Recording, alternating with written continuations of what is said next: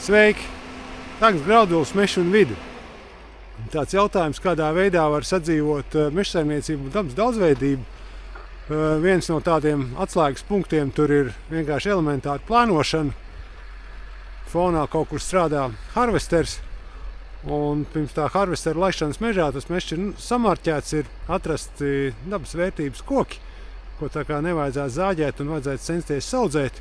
Piemēram, aizmugurē te ir tāds sausoknis, kaut kāda izskatās veca priedi, kaut kur palikusi no seniem laikiem. Viņai uzkrāso krāsu, lai cilvēks, kas strādā uz traktoru, ir informēts, ka viņu vajadzētu saudzēt.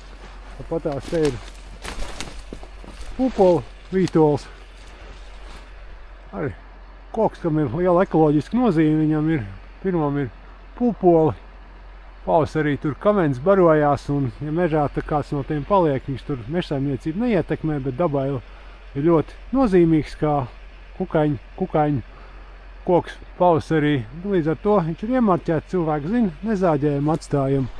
Kaut kur pājot tālāk arī kaut kādi mazie koki, kurus vajadzētu piesaudzēt, un nevienmēr visu var ideāli redzēt no traktora, bet ja uzpūst krāsu, tad ir daudz skaidrāks, kas ir jādara.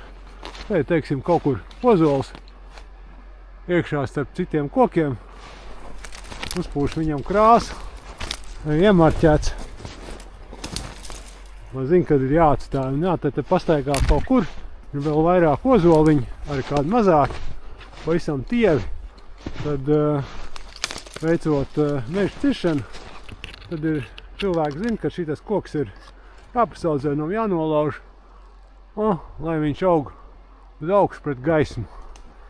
Un tādā veidā plānojot cirsmu, mežā var saglabāt to dabas daudzveidību, jo tomēr ir svarīgi atstāt tās pašas koku sugas, kas bija pirms darba uzsākšanas, arī, lai viņas ir pēc darba uzsākšanas, ir tās pašas sugas ir palikušas, un arī saglabāt kādus sausos kokus un dabas daudzveidības elementus. Un tā, kas interesē kādu mežsaimniecības konsultācijas par meža ciršanu, kādā veidā to saudzīgāk darīt, es labprāt cilvēkiem to sniedzu. Reizēm arī kādas cirpsnes marķēju, konsultēju par dažādām melorācijas jautājumiem, kā tos tur labāk risināt, un citus ar meža īpašumu apsaimniekošanu saistītos jautājumus. Paldies, ka skatieties! Tā, tiekās mežā!